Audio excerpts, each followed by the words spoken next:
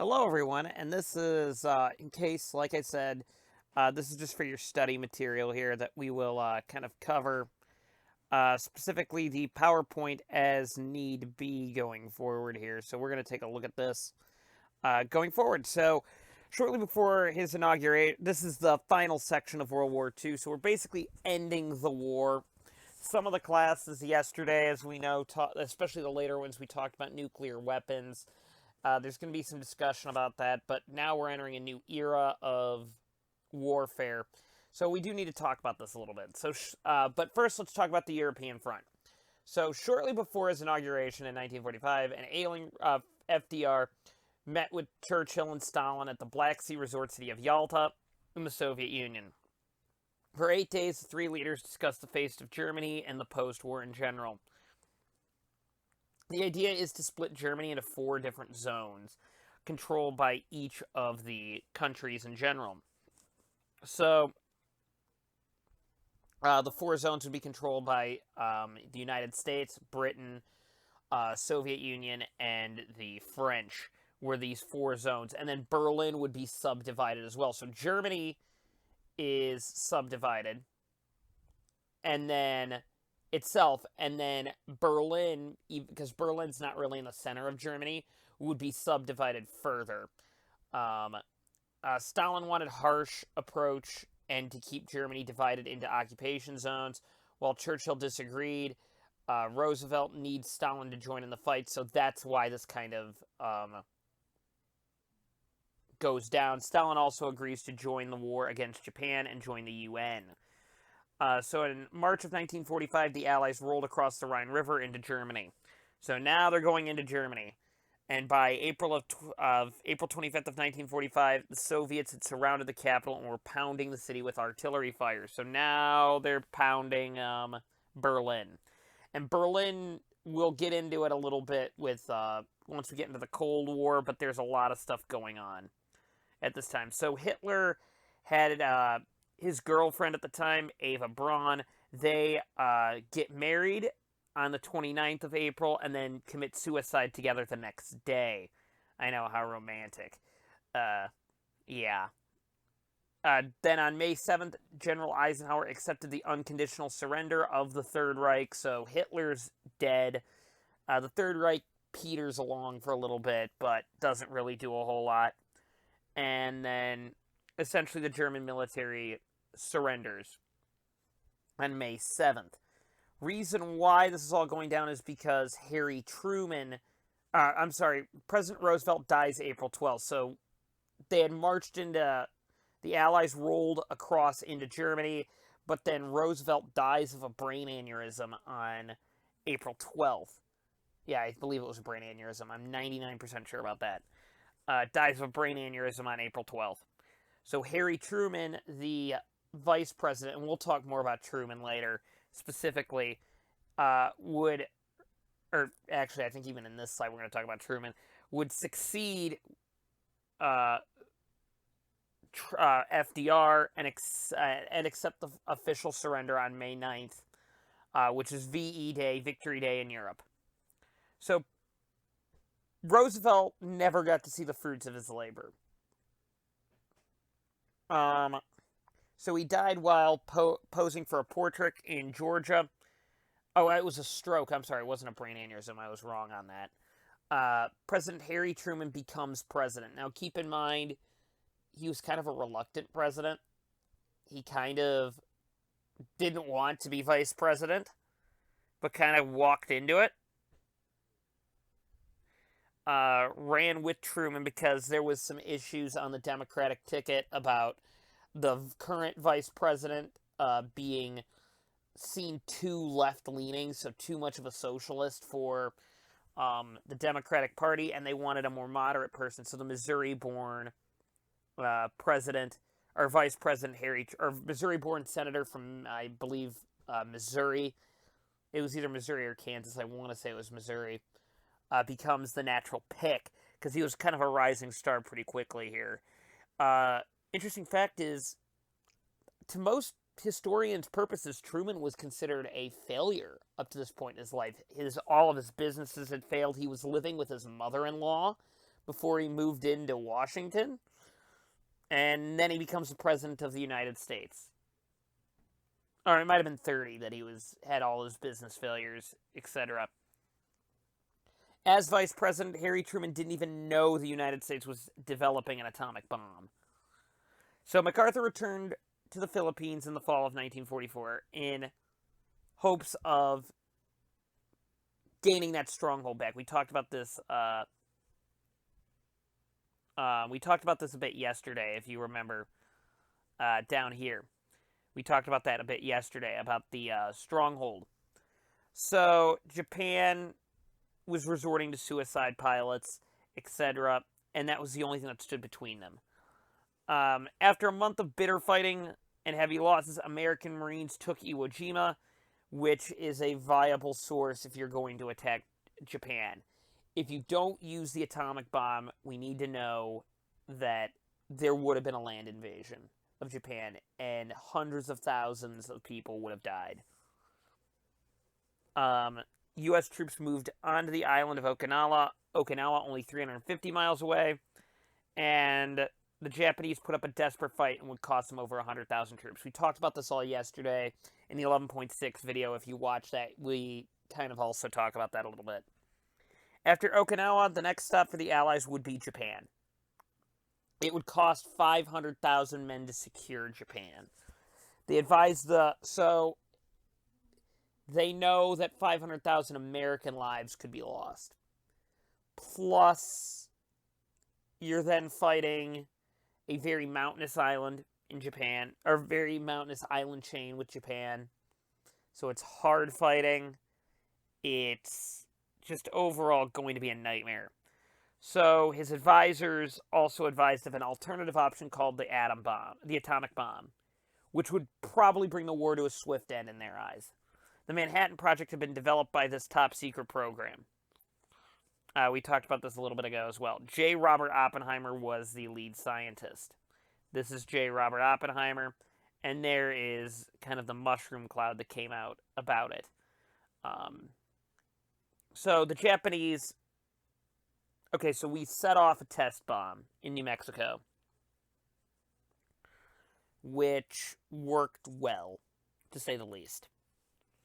So once this test goes through, the Japanese the United States tells the Japanese, so Harry Truman sends a personalized warning to Japan. Hey, look, we're going to attack you. They didn't say with what, but they said, we're going to attack you. The Japanese didn't respond, which was a bad idea. Basically, Truman's begging for their surrender. The Japanese don't respond. They think it's just another bombing raid. A normal bombing raid.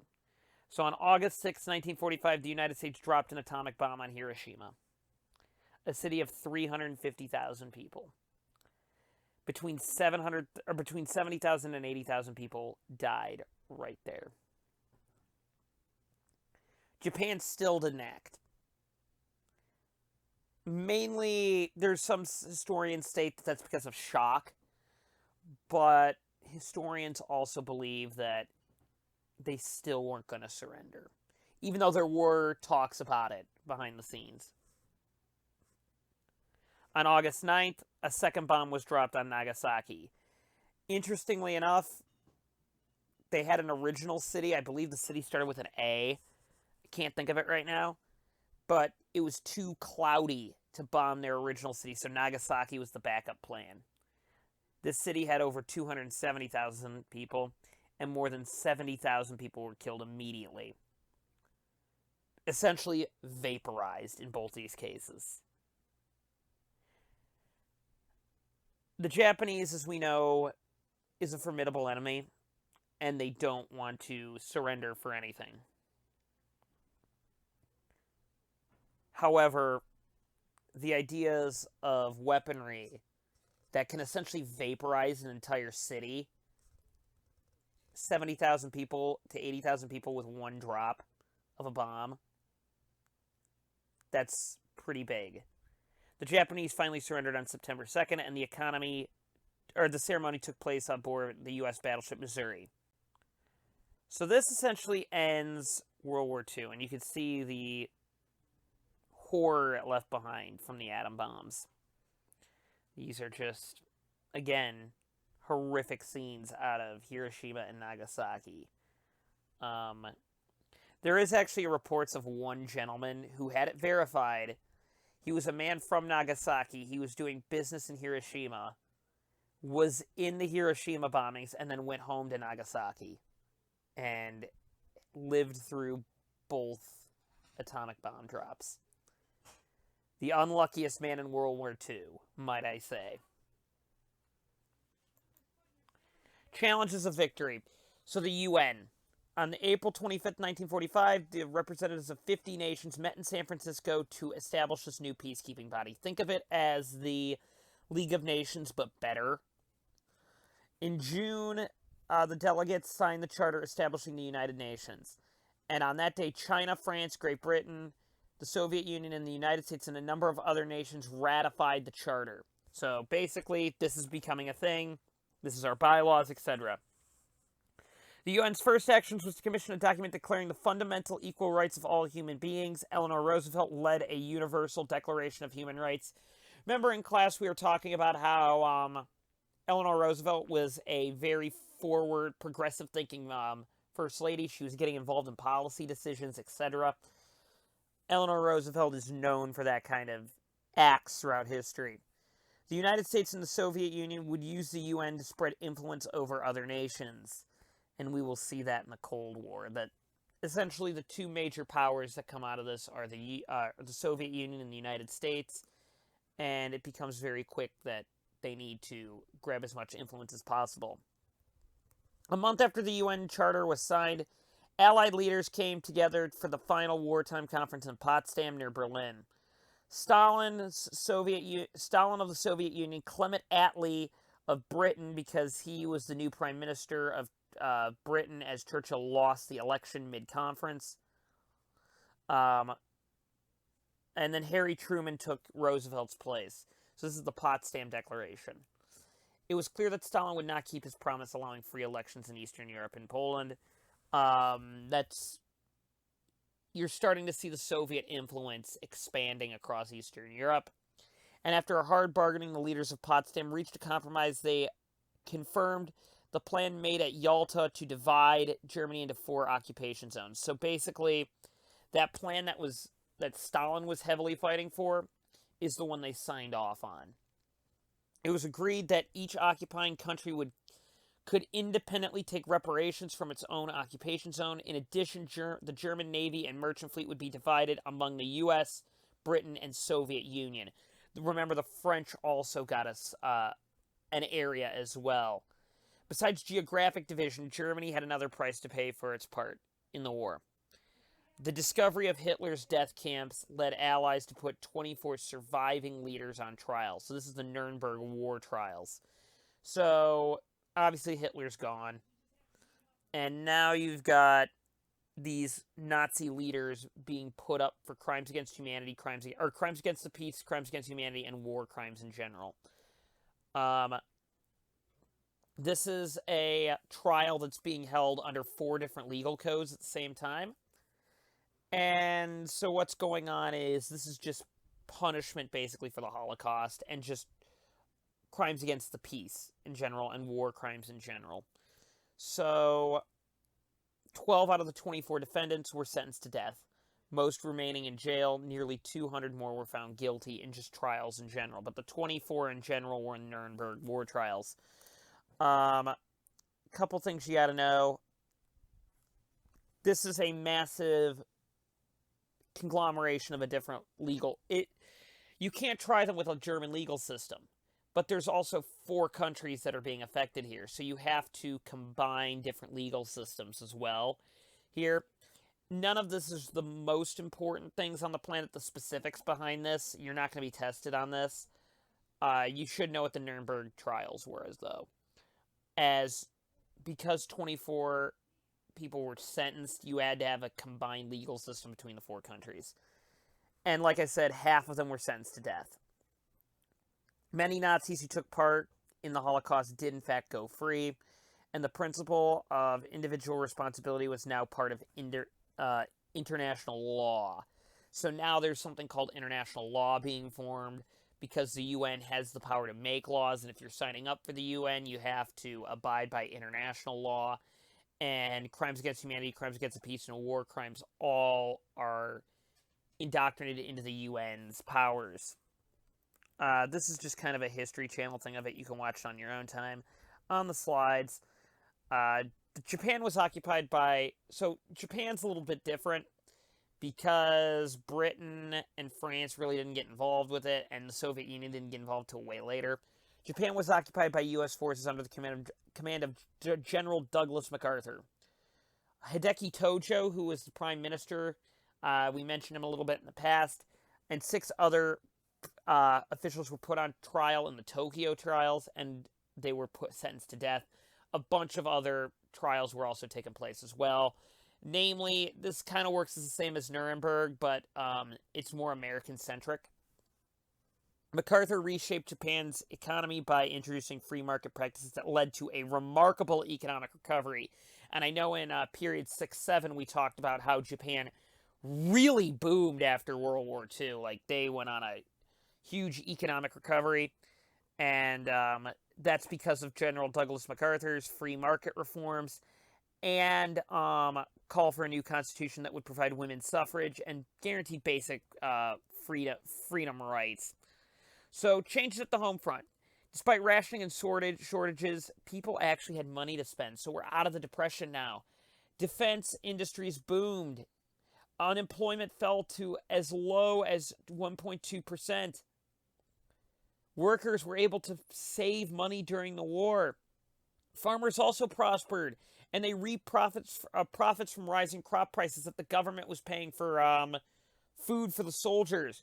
Women also enjoyed employment gains. Following the war, though, women fought to regain those rights. So, after the war is over, men retook the jobs, and women had to go back to their stereotypical kitchen positions, which, as we know, the women's rights movement is even ongoing today, and therefore we kind of have to... we don't see the women's rights boom just yet. American uprooted to move to the new plants on the coast. More than 1 million newcomers poured into California alone. And Congress passed the Servicemen Readjustment Act, known as the GI Bill of Rights, which provided education and training for veterans, paid for by the federal government, as well as provided federal loans guaranteed to veterans buying homes or farms or starting new businesses. So basically, this is a thank you bill for the United States towards the veterans. Here, we'll let you get a head start on the war front. With that being said, we are done, I believe. This is it. Yes, this is the last of Module 11.2. So if by any chance I'm not here, again, it's a work day. Work on any assignment that's due. You have those question sheets that are due tomorrow afternoon, which would be Thursday. You also have the big World War II project. Remember, work with your group members on that. And then there's also the vocab sheet that you can also use. Also, your study sheets for the test, it is always going to be an open note test. So keep that in mind as well going forward. All right. That being said, that's it for this video. And going forward, also, I will post these. Well, obviously, if they're getting posted, you'll see this. I will post this video and then the 8.4, 8.5, and 8.6 videos for you to study, kind of, going forward. Thank you.